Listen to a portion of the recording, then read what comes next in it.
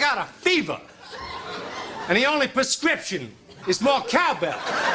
It's probably the 90s bias, but I mean, that has to be the most iconic SNL line I've ever heard. Folks, the chances are anybody you meet thinks that their generation of SNL is the funniest. I myself was born in the 90s, which means that I find the likes of Will Ferrell, David Spade, Adam Sandler, and Chris Farley to be among my favorite of the cast. And while many of these people have gone on to have incredibly iconic careers, some of them kind of went the other way. And so today, I've got the one and only Taylor James Johnson on the case to tell us what happened to the cast of Saturday Night Live 90s.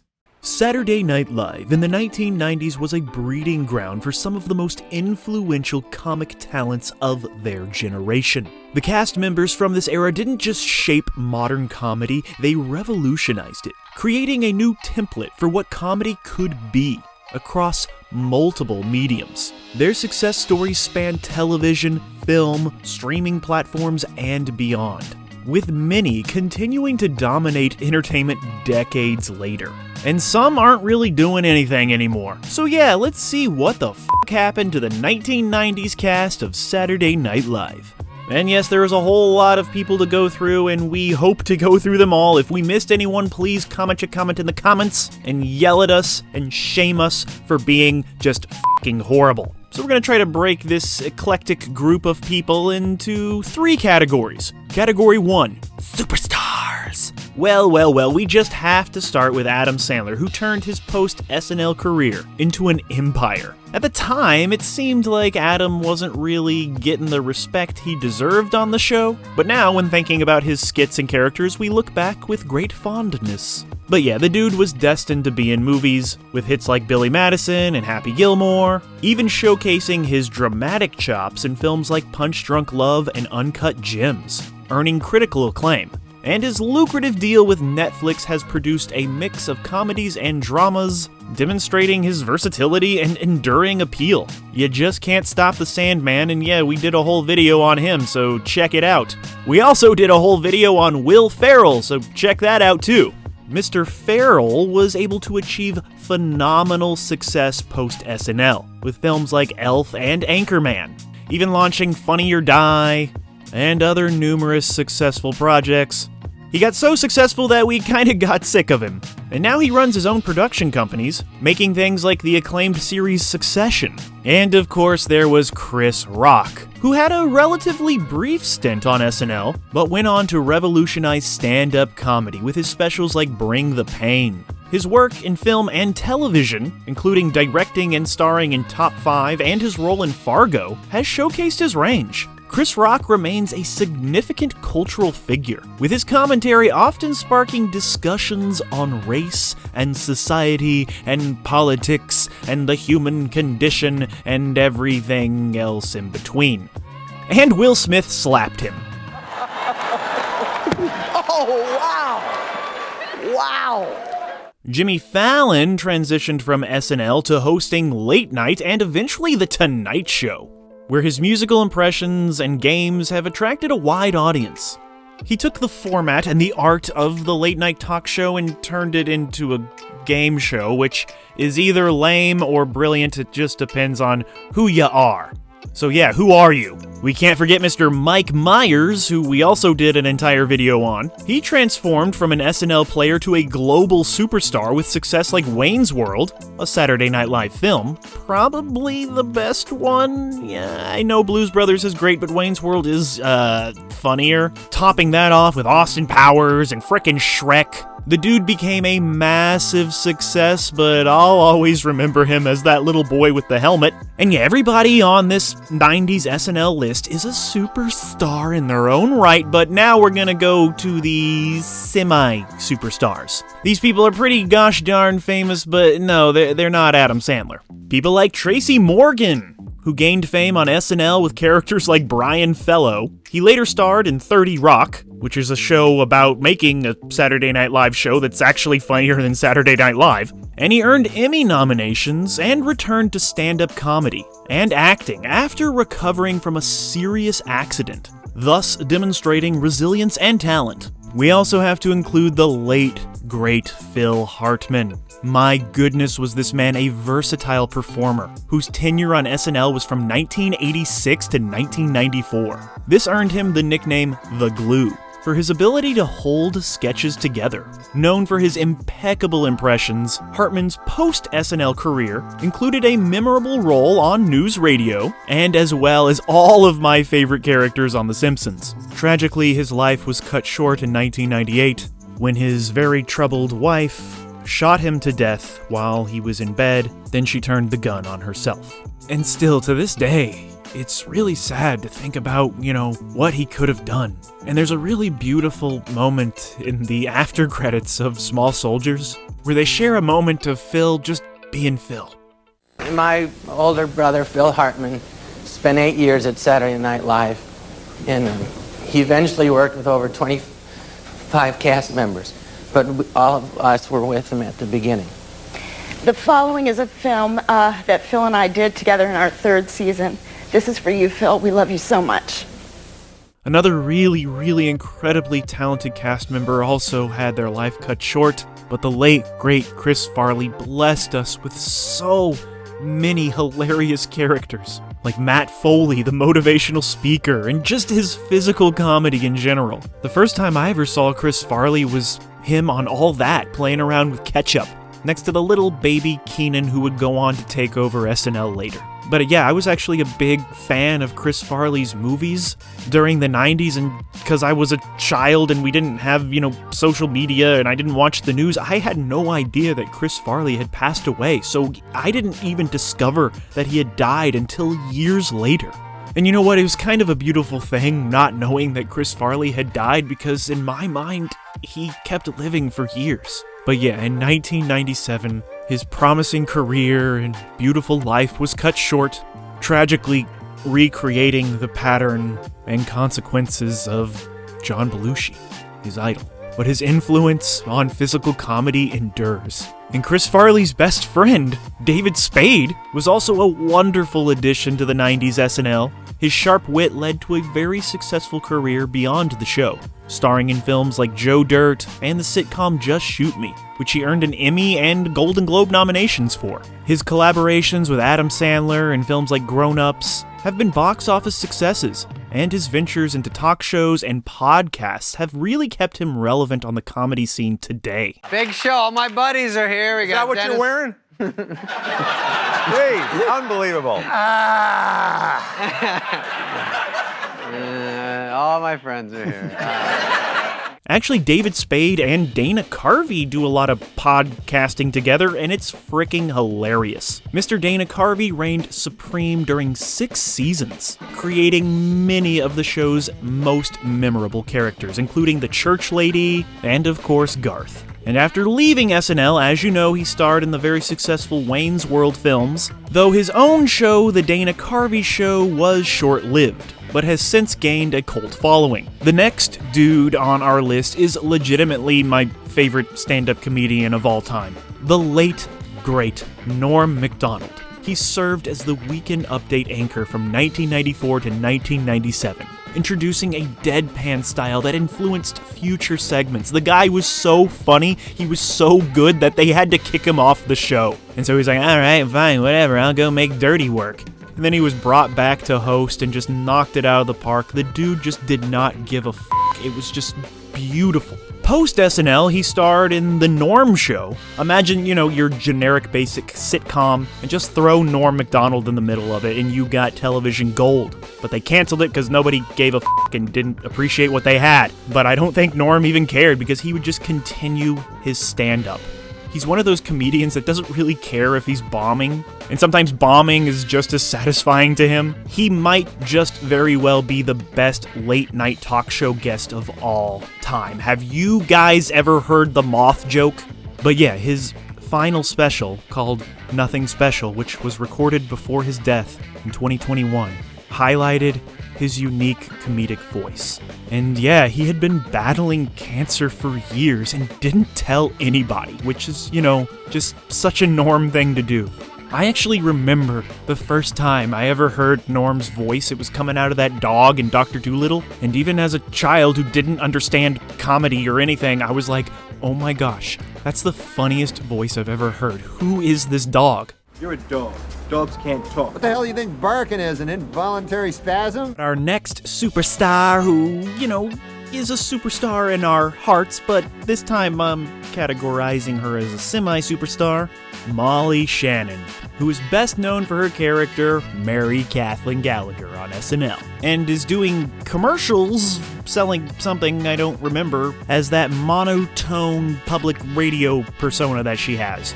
Miss Shannon has proven herself to be an incredible actress, earning acclaim for her role in Other People, and stuff like The White Lotus, and The Other Two, blending comedy with, genuine emotion. Kevin Nealon anchored Weekend Update with his unique style, and appeared in numerous sketches. After SNL, he starred in Weeds, and hosted Hiking with Kevin, a fun web series where he interviews celebrities. I'm sure he's done other things, but I have not heard of them. Tim Meadows is one of the longest-serving cast members, known for his characters like Ladies Man, who got a movie for some reason that I totally forgot about until this very moment. But he continued his career in roles in films like Mean Girls and the television series The Goldbergs. And he's absolutely perfect in Walk Hard. Then there was Mr. Rob Schneider, who we've done a whole video about. Go watch it. I think the best thing he did on SNL was the nickname guy, and he had a decent film career after, including the Deuce Bigelow series. But his career did become, just a South Park joke. He's still buddy-buddy with Adam Sandler, and continues to perform stand-up comedy, but right now, he's perhaps better known for his political views.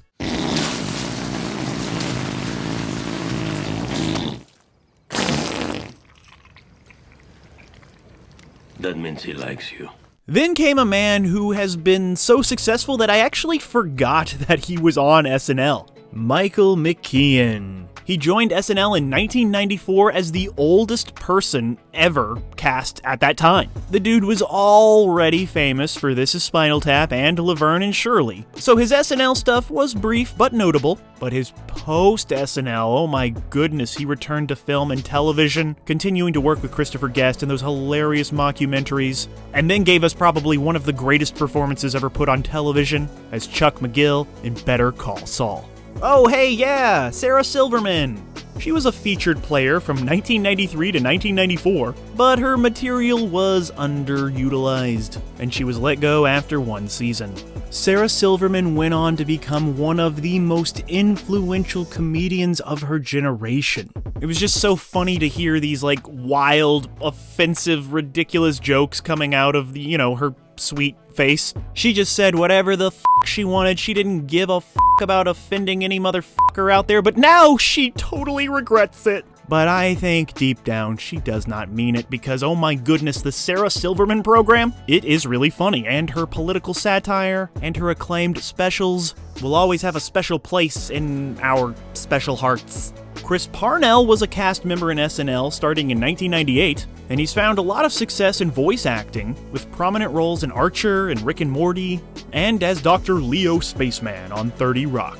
Always a reliable performer, who probably deserves more success than he has, but hey. And we cannot forget Senator Al Franken. He was a writer and performer on SNL during 3 separate stints, most notably from 1985 to 1995, where he created the character Stuart Smalley, and after leaving SNL, he transitioned into politics, serving as a U.S. Senator from Minnesota from 2009 to 2018 when the motherfucker got Me Too'd. And you know what? I deserve it. Because I'm good enough, I'm smart enough, and doggone it, people like me. Dennis Miller was a cast member on SNL until 1991, renowned for his sharp wit and intellectual humor as the Weekend Update anchor. Miller later hosted his own talk shows on HBO and CNBC, becoming a prominent political commentator. He's on Fox News now, right? Live from New York, it's Saturday night. That was great. This last group you've probably heard of, but maybe they never really reached the level of household name. Maybe in your households they are superstars, but here we're gonna call them less than superstars. But they're still stars, shining in their own special way across this hilarious universe. Let's start with Jay Mohr, who had a brief but memorable tenure on SNL from 1993 to 1995, where the guy gave the best Christopher Walken impression ever. The first time I ever saw him was in a hilarious spoof movie called Mafia that nobody seems to remember or talk about, and he starred in the television series Action that gained a cult following, and your mom probably recognizes him from Jerry Maguire. Oh, and Small Soldiers with Phil Hartman. Mr. Mohr has also ventured into sports, radio, and podcasting, demonstrating his versatility as an entertainer. Ellen Cleghorn was one of SNL's few black female cast members in the 90s, known for her sharp humor. Post-SNL, she pursued acting in films and television and earned a doctorate in performance studies, showcasing her commitment to both entertainment and academia. Miss Julia Sweeney is best known for her character, Pat. Y'all remember Pat? After SNL, Pat got a movie for some reason, and Julia went on to create acclaimed one-woman shows like God Said Ha, and she has appeared in various films and television projects. Mark McKinney joined SNL after his work on Kids in the Hall. Post-SNL, he returned to the Kids in the Hall and starred as Glenn in Superstore, introducing him to a new generation of viewers. Oh yeah, I forgot that Chris Elliott was on SNL from 1994 to 1995. Despite his cult following from Late Night with David Letterman and Get a Life, he struggled to fit in. But his career did flourish afterwards with standout roles in There's Something About Mary and Schitt's Creek. There was also Cherry O'Terry, who brought high energy to characters like the Spartan cheerleader. She continued to work a lot, often popping up in so many television shows and movies. You're always like, oh hey, it's her, the SNL girl. She also lends her voice to animated series and appears in comedies, maintaining her presence in the industry. Always delivering, always reliable. Anna Gasteyer showcased her versatility on SNL with impressions and original characters. She has since appeared in Broadway productions and television shows like Suburgatory and People of Earth. We also got Colin Quinn, who, maybe I would have put him higher on this list now that I think of it, but hey, he was an amazing anchor for Weekend Update. He's known for his sharp and in-your-face type of humor. Colin Quinn has since hosted a late-night panel show for Comedy Central and became a very respected stand-up comedian and a playwright. Rachel Dratch is known for characters like Debbie Downer, which is still hilarious to this day. Post-SNL, she appeared in numerous television shows and films. Another one of those, hey, that's her from SNL kind of people. She often collaborates with fellow SNL alumni and has written a memoir detailing her experiences in comedy. So if you can read, go get the book and read it. Darrell Hammond was a cast member on SNL from 1995 to 2009, renowned for his extensive range of impressions, including probably the greatest Bill Clinton ever. But seriously, this guy is almost like too talented to become an A-lister, if that makes any sense. Post-SNL, in addition to acting and voice roles, Hammond has continued to contribute to the show as its new announcer since, 2014. Chris Kattan was a cast member on SNL from 1996 to 2003. Known for his high-energy performances, he starred alongside Will Ferrell in the movie A Night at the Roxbury in 1998, of course based on their popular SNL sketch. Post-Saturday Night Live, Chris Kattan continued to act in television and film, but unfortunately the movie Corky Romano kind of slowed down any hint of a movie career. Victoria Jackson was on SNL until 1992, known for her quirky characters and high-pitched voice. After SNL, she stayed busy in film and television. Her outspoken conservative views and involvement with the Tea Party have led to criticism and claims of being blacklisted in Hollywood. In 2021, she did something called Bigfoot, UFOs, and Jesus. And that says it all right there. Before we continue with our video, here's a reminder to click the store tab on any of our JoBlo channels and browse our collection of the latest and freshest designs in our merch store. Go get you some. Horatio Sanz was a standout performer on SNL known for his infectious energy. He's also known for frequent breaking of character, alongside Jimmy Fallon. Post-SNL, Sanz has continued to act in television and film, even making appearances in The Mandalorian, and participating in various comedy podcasts. Jim Breuer was a standout cast member from 1995 to 1998, known for his unforgettable Goat Boy and his dead-on impression of Joe Pesci. After SNL, he leaned into stand-up. His comedy often mixes high-energy storytelling with a little bit of family and some rock music influences. And lately he's been getting fairly political, which no comedian should ever do that. But yeah, he's, one of those true comedians that just does not give a fuck. Hey, man. Hey, And John Lovitz, who, yes, in my heart is a superstar, but hey, we gotta be honest here. He was a standout performer in SNL from 1985 to 1990, so that counts as the 90s. Post-SNL, he continued to entertain with roles in films like A League of Their Own and The Wedding Singer. He also did the animated series The Critic, and occasionally dabbles in some, drama. He's another comedian that just doesn't give a fuck. He opened up his own comedy club and just, says whatever he feels and wants, like a comedian should. David Koechner, it's hard to pronounce, you don't say the O in his name, right? Well, he was a cast member on Saturday Night Live from 1995 to 1996, known for his energetic and brash characters, but I don't think anybody remembers him from SNL anymore because he went on to achieve much greater fame and success and respect from playing Champ Kind and Anchorman, and Todd Packer in The Office. And last but not least, she just happens to be last on the list because you gotta end it with a bang, but not, it's Janeane Garofalo! She was a cast member on SNL from 1994 to 1995, which, yeah, I forgot about that too. Known for her sharp wit and distinct comedic voice. After SNL, she went on to become a prominent figure in the alt comedy scene, and starred in some cult films like The Truth About Cats and Dogs, and probably one of the greatest comedies ever made, Wet Hot American Summer.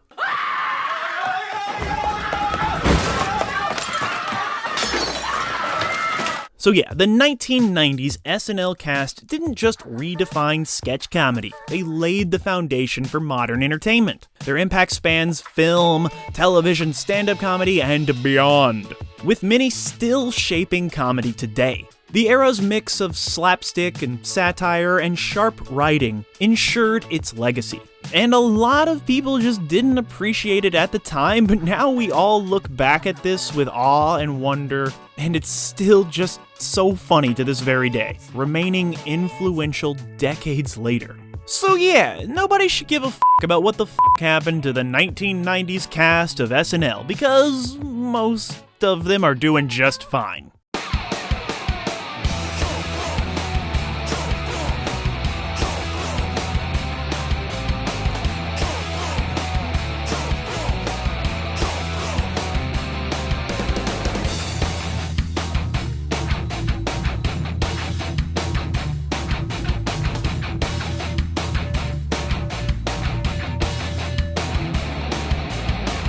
Thank you for clicking on our video, everybody. If you like what you saw here, please make sure you like the video and subscribe and share with your friends who like this sort of content. JoBlo remains an independent company, and we appreciate all of your support.